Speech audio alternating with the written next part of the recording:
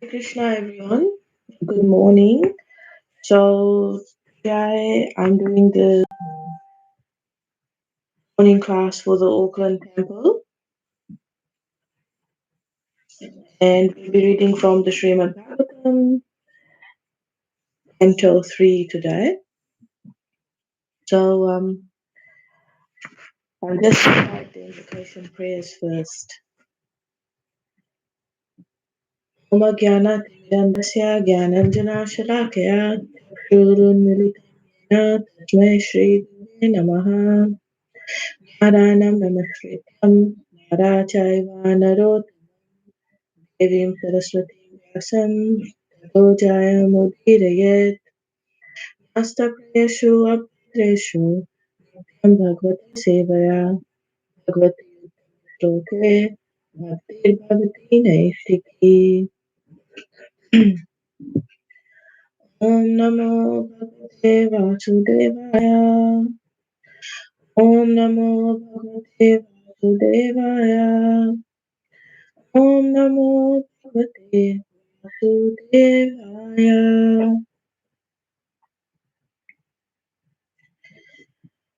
श्री श्री राधा गिरिधारी भगवान की जय गिरिराज महाराज की जय नाथ देव सुभद्रा मैया की जय पुरानिता भगवान की जय शिला प्रभुपाद की जय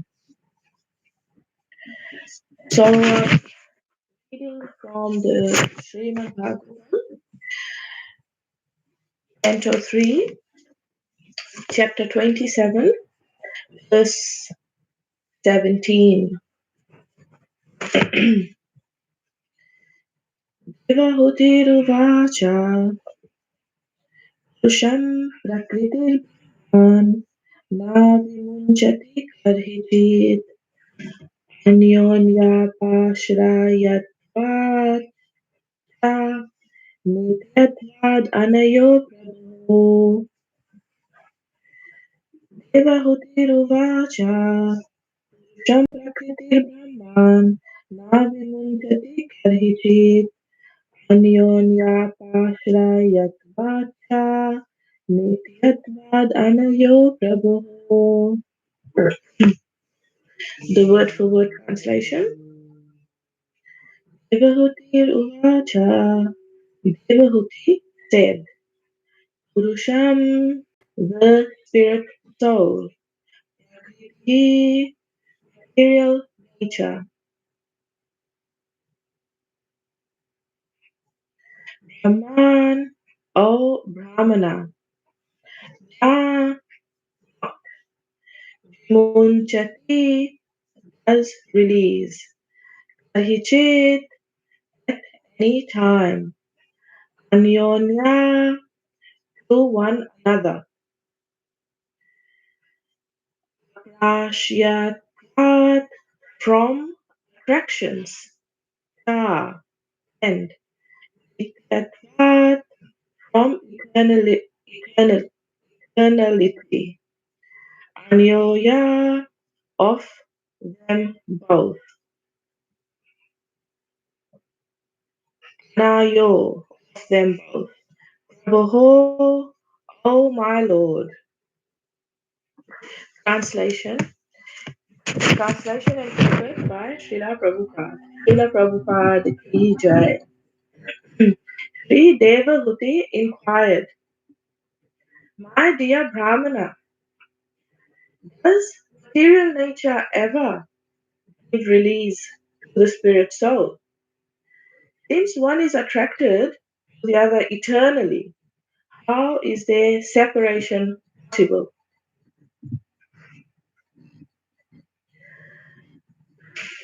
Purport. Devahuti, the mother of Dev, here makes her first inquiry.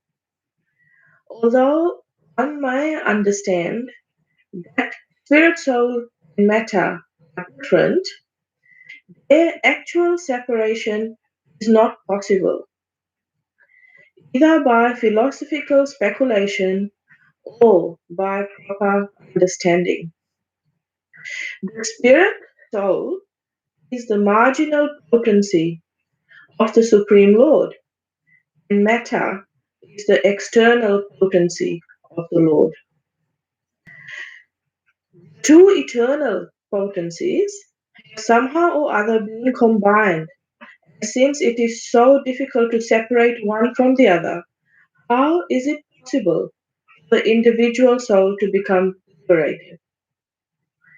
By practical experience, one can see that when the soul is separated from the body has no real existence. And when the body is separated from the soul, one cannot perceive the existence of the soul. As long as the soul and the body are combined, we can understand that there is life.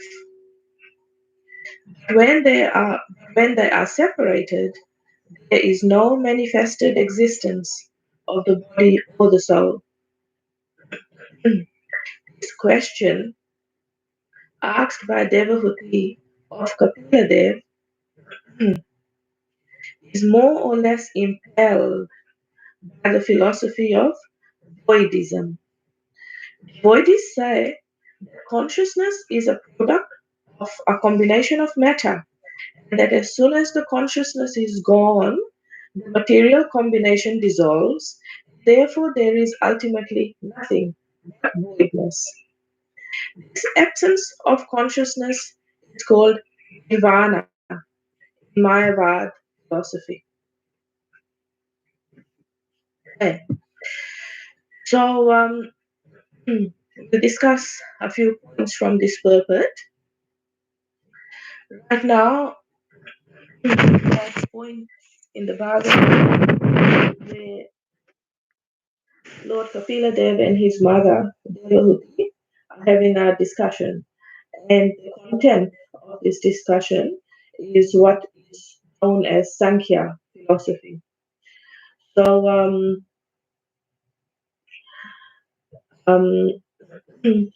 this point is right now where Devahuti, mother, is asking her son, Lord Kapila Dev, who is none other than the Supreme Personality of Godhead. She,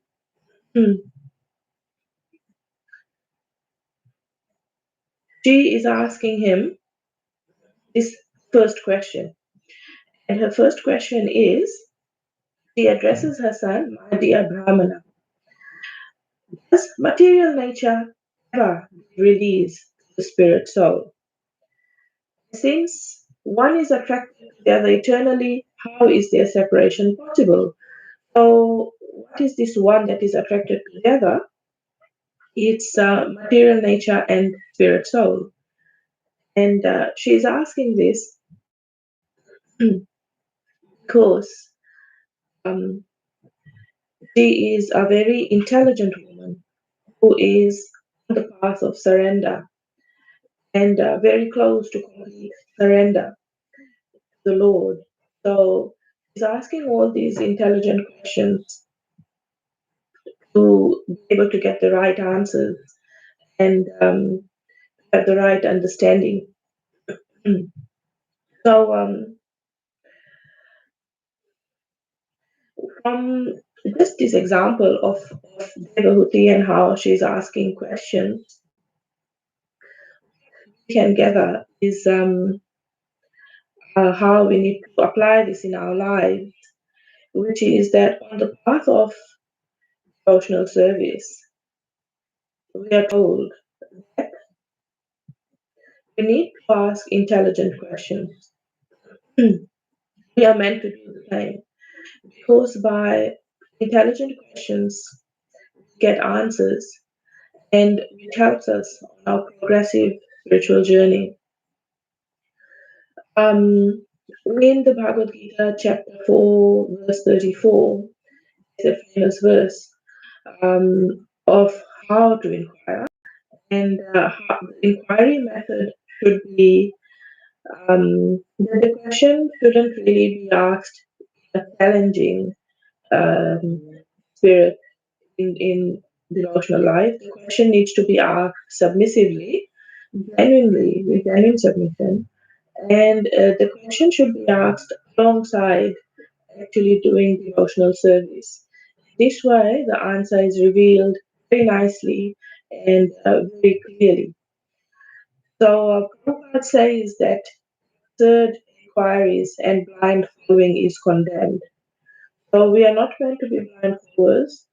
We are actually meant to ask intelligent questions and ask these questions in a submissive manner alongside moments of devotional service so that we get the most out of the answer and we are able to apply it in our spiritual life. Questions will be there. It is natural. Right in the very beginning of the Bhagavatam, it is said that um, right from the morning to the night, the mind is buzzing full of questions, and life is spent trying to answer these questions.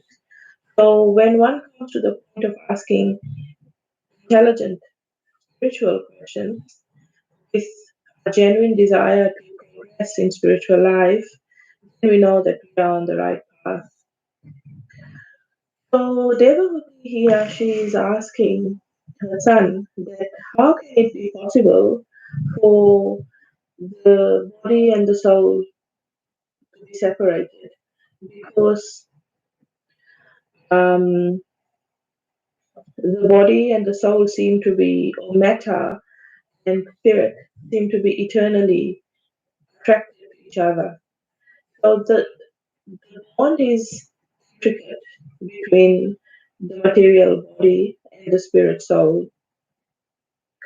And he is asking how can it be possible for them to be separate?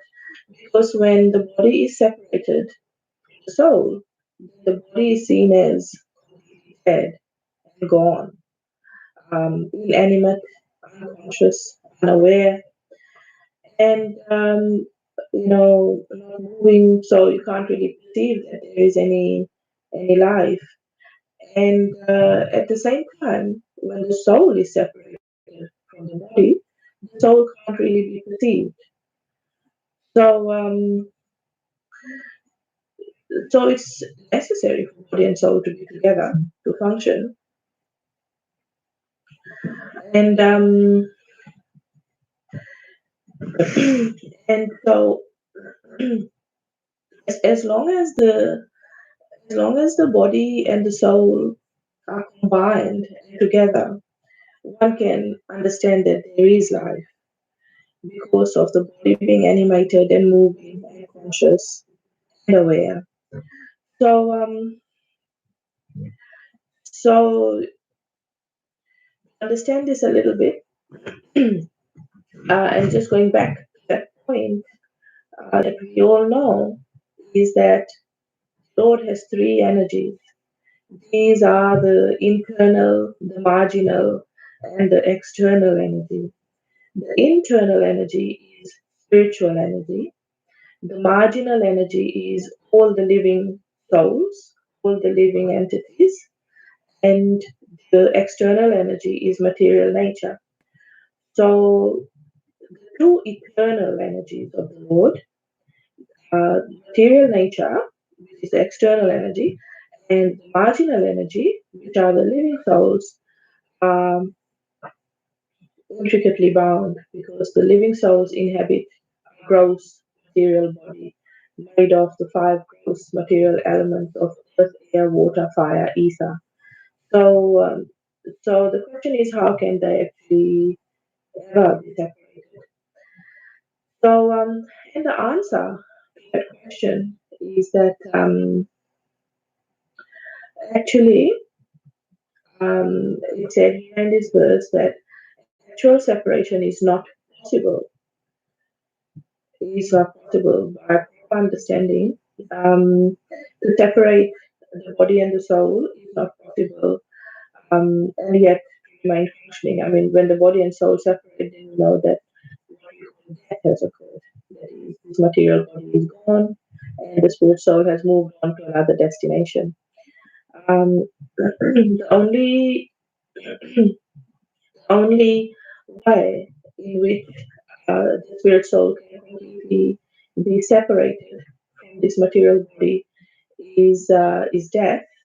but also um, the soul isn't perceived. However, the full perception of the soul and function of the soul happens when the soul gets a spiritual body. So in the like right now, our soul, like we need to say, I am the soul, I am inhabiting this body. But when I get a spiritual body, notice I say when, not if. Let's hope being eternal. So when one gets a spiritual body, then um, yeah, when one gets a spiritual body, then the body and the soul are not different. They're both spiritual. So you are your body in the spiritual world. Whereas in the material world, you are not your body. You are the spirit soul in the material body. The material body is a car, and the spirit soul is the driver. Whereas in the spiritual world, the spiritual body and the spirit soul are one and the same. So we are our bodies in the spiritual world. So, however, the question here is, um, can in this world, can this material body ever be separated from the soul? The answer is no, because when that happens, we can't perceive the soul or the body is inanimate. So, so then what are we meant to be doing? Because we hear that material nature is dull, material nature is full of ignorance and suffering, and it's temporary. So, what are we meant to be doing? So, Prabhupada says this very nicely. He says that we are meant to make the best possible use of a bad bargain. So he says that, I'll say that again, we're meant to use, we're meant, we're meant to use, um, we're meant to do the best possible use of a bad bargain. So this material body is a bad bargain, and coming down to this material world is a bad bargain. But now we're here, and how do we make the best use of this bad bargain is by doing devotional service. And even though this human machinery, this human body, this human machine body is faulty in so many ways, just like the senses are imperfect, and just like we're prone to making mistakes, like the four defects that come with a conditioned nature. So, uh, even though we have those inbuilt faults being in a conditioned material body, we are meant to make the best possible use of it and engage the body in devotional service. So when the material body is engaged in devotional service, then even dull matter becomes spiritualized. Even the gross material body becomes spiritualized. And the example given in the scriptures is many times through his books, Prabhupada uses the example of an iron rod being placed in a fire. So the iron rod, when separate from the fire, is just dull and cold. Whereas when it is placed in the fire, it becomes red, glowing hot. And in this way, it acts like fire and it can start another fire.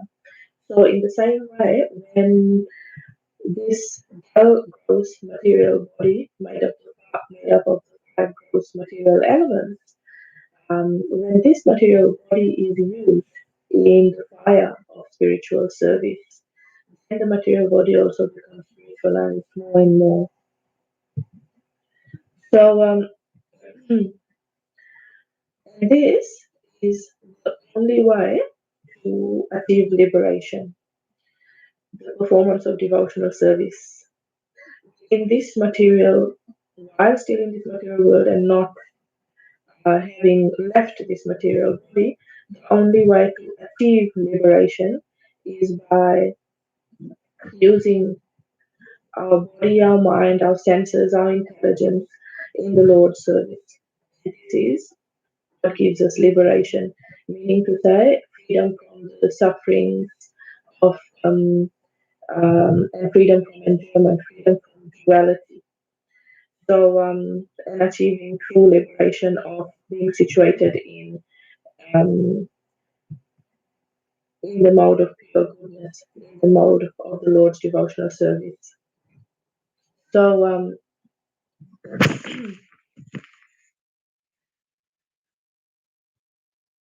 so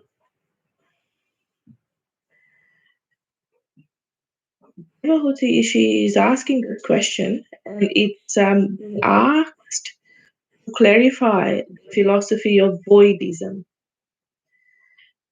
So, what is this philosophy of voidism? So, voidism, or the school of voidism, or the philosophy of voidism, is the school of thought where people think um, um, there is nothing. There is nothing at the ultimate destination is uh, to merge into basically nothing that cease to exist completely. And when you die, you cease to exist completely, and then there is nothing more than that. And that ceasing to exist, it's called nirvana. And this is the ultimate goal for people who are voidists. So people who are voidists, they say consciousness or awareness is only due to matter, that there is no soul. And that once this consciousness is gone, then it dissolves and there is nothing. Um, and this state of being, of there being nothing left, um, consciousness has gone, and because the body has dissolved, this state is called nirvana. So, this, okay, so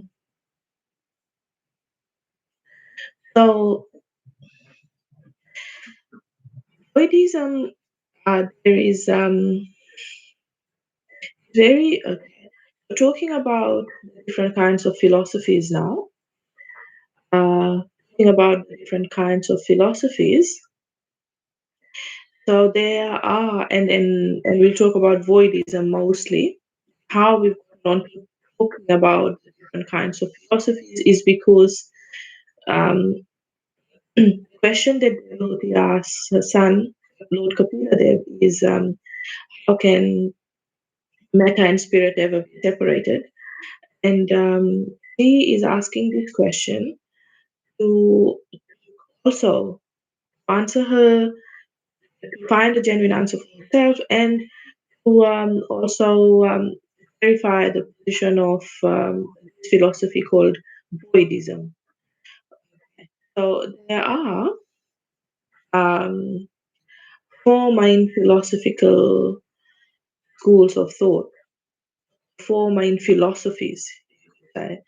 And they are impersonalism, yoga, personalism, and voidism. Voidism is what Dale is trying to clarify here. Uh, I'll just explain what each of these philosophies are. It's actually very interesting, and how they evolved is also very interesting because everything had a part to play. Okay, so impersonalism is what we know um, as Mayavad philosophy, or Mayavada philosophy, some might say. So Mayavad philosophy is or is impersonalism, and it is when there is when people don't um, so people don't, in impersonal philosophy, people don't believe that the Lord has a personal form, and And Arya Samajis are one example of this.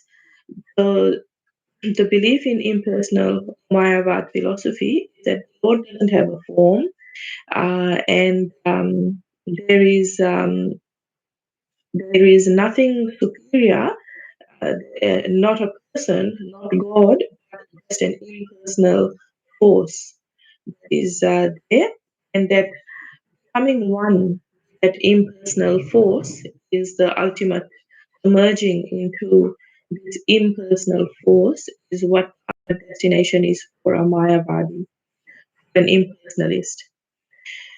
And among all the philosophies, uh, among all the four philosophies, impersonalism is very common because many people find it attractive that they don't have to surrender to a higher power, higher personal God, except for just an impersonal energy or an impersonal force. And rather than surrendering and serving a God, a personal God, it's more attractive to actually have the conception that after I die, I'm going to merge into this personal force and become one with the Lord. Oh, sorry, one with this impersonal force. They don't believe that there is a Lord. So this philosophy believes um, that this body and this soul, monism, that the body and the soul finish at the time of death. They do believe that there is a body and there is a soul, whereas voidism doesn't believe in the existence of a soul. So yeah, so they believe that when this body finishes, the soul will also finish, and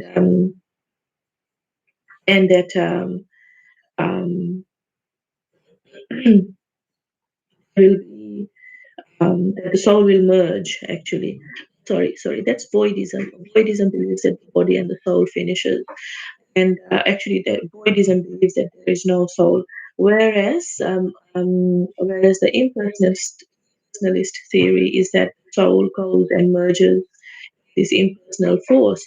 So when we look into the impersonal theory further, ultimate destination of the impersonalist is that is merging to, I think, is the impersonal force, but which actually is the effulgence creating out of the Lord body, what we call Brahma Jyoti. So that is the ultimate destination of an impersonalist who has achieved perfection. That they go, their soul goes and merges into the Brahma Jyoti, which is the effulgence coming out of the Lord's personal body, but which they see as that. They are just seeing that there is impersonal force. Okay, so that is the impersonal theory. Then, like I said, this theory, this philosophy is quite common because it attracts people because they feel that I will become superior and I will become supreme once I merge into this impersonal force myself at death. So that's the ultimate destination for impersonalist.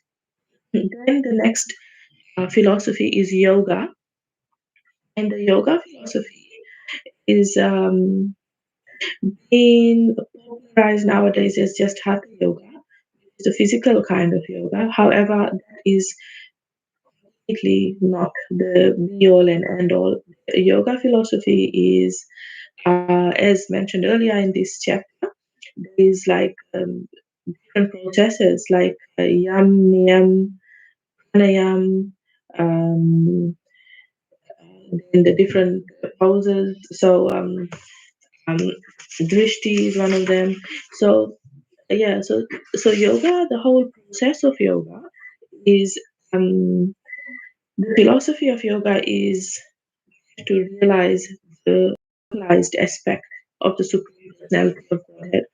The localized aspect is the Paramatma, Super Soul, who is seated in everyone's heart. So a successful yogi does yoga with the aim of realizing the presence of the Lord in the heart, the presence of the super soul or Paramatma in the heart. And uh, one thing that happens is that as a yogi ascends this path of yoga, so gets into like a higher step of yoga and then a higher step and then a higher step. As this yoga path is successfully executed by a yogi, they get mystic powers. And these mystic powers can appear to be like magic to us. And these mystic powers, for example, are like Bhakti is one of them. There are different mystic powers. Bhakti means, uh, having the power to actually call something to yourself, like having objects appear, for example. And we've seen this quite commonly in well, some might have seen it, but it's pretty common. And there are various yogis who make objects like it's quite common um, uh, in India, for example, for yogis to make things appear out of thin air, like a gold chain or a flower or something like that. This is called prati. This is one of the siddhis or perfections of yoga, which appears like magic. And the other and a few others are is the ability to levitate, uh, to appear to just float around in air. Another one. Another one is actually to be able to walk the other planets in the universe. And the final one is to actually be able to create your own planet. So yeah, the yoga siddhis or the different perfections, mystic perfections that come out of practicing yoga are actually big um, distraction. And it is like a side effect of practicing yoga. And they distract the yogi from focusing on and realizing the Paramatma, the heart. Now, the final destination for a successful yogi is that they realize that Paramatma or the super soul in the heart is the Lord. And then when they realize that, ultimately, then they move on from a personalist. They are genuinely honest and and genuinely progressing on the path of spiritual advancement, then a um, yogi actually becomes personalist. So then the third school of philosophy is personalism, which is what bhakti yogis are. Bhakti yogis, which is what we are, um, Krishna conscious faith, and which many um, Hindus are, and many other religions are as well. So worshipping the personal form of the Lord and believing that the Lord has a personal form, believing that this form is eternal and spiritual, and that serving personal, personality of the Lord in surrender, worshipping the Lord is ultimate goal. Um, and then finally achieving perfection by going back to the spiritual world, which is eternal. So this is what the Krishna conscious philosophy is a personalist philosophy, and that we basically use these bodies to serve the Lord, serve Krishna, the Supreme Personality of Godhead, and that we um, successfully end of these lives, go back to the spiritual world where having one gone, one never returns. So that's the personalist philosophy. And then voidism, which is what Devahuti is trying to clarify here. Voidism is the philosophy that believes that there is only a void. There is basically no soul. And when this body with its consciousness finishes, then everything finishes. There's nothing further. You just cease to exist. So that's the Buddhist philosophy, which is also known as the Mayavad philosophy. And ultimate destination for those who believe in this philosophy is nirvana. There is a complete nothing after uh, one dies. So the interesting thing about these philosophies is that okay. So one thing to say is that there are many different schools of thought, many thousands different schools of thought. But for example, there is atheism as well, who people who really do not believe in the presence of a supreme person or the presence of a supreme force. And however, the main four philosophies are these four: personalism, impersonalism, voidism, and the yoga philosophy. And out of these four, um,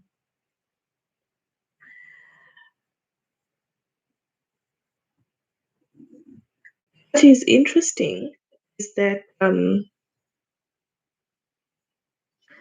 voidist philosophy, the impersonal philosophy, was actually taught by Lord Buddha, who is uh, who is none other than Krishna, another incarnation. So Lord Buddha taught this impersonal philosophy, and the reason he did that was because there was a need to do it at time, which is when most of the world was not vegetarian. When Lord Buddha came, he had the purpose of convincing people to become vegetarian.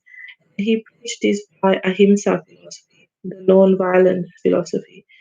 So then the result of this um, voidism or impersonal theory taught by Lord Buddha, many people became vegetarian. And then after that came the yoga philosophy. And sorry, came the impersonalist philosophy.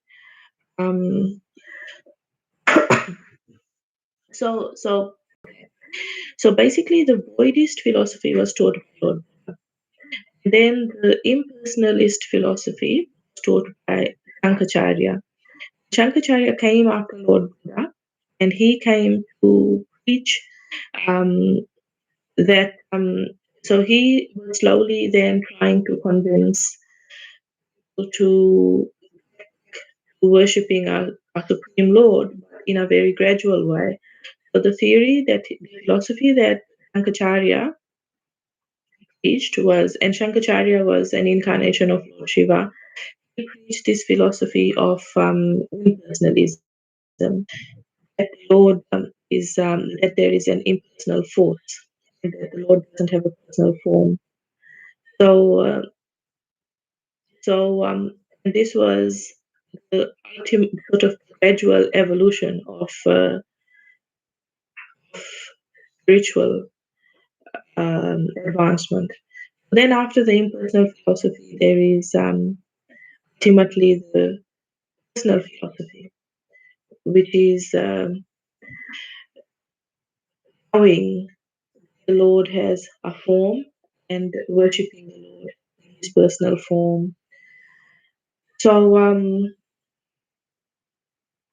okay, so it's actually quite interesting the um, different philosophies and their place in the evolution of spiritualism. And Yeah, there are many out there who call themselves atheists or an impersonalist or this or that, but to actually get down to the nitty gritty and understand what each philosophy is saying, um, is when someone actually does that, they might reconsider their stance, thinking that, well, that's actually not what I really believe in. When one actually goes beyond the title and looks at what the philosophy is actually standing for. Okay, well, I'll finish here today. Uh, I hope it worked well because I'm live simultaneously on YouTube as well as Facebook. And the idea was that lots of people are on the Facebook page to actually draw them over to YouTube page to become subscribers because yeah, ultimately YouTube is apparently better. I mean, I'm not technical, so I don't really get it, but that's what is being done. So if you have watched this video on Facebook, then do subscribe to the YouTube channel and click the notifications bell so that anytime someone goes live to give a morning class, you will get a notification that they're live on YouTube if they are not broadcasting on Facebook simultaneously like I have. Okay, so um, yes, I'll stop here. And if anyone would like to say anything, if anyone has a question, you're welcome to ask by typing it on the Facebook page. Um, and yeah, if not, we will stop here. I don't see that there's any questions forthcoming so far. Okay, we will stop here. Thank you very much for this opportunity to serve in this way. And thank you, Arjuna Prabhu, for facilitating the platforms and doing all the technical work that is happening. Okay. Jai Srila Prabhupada, Srimad Bhagavatam.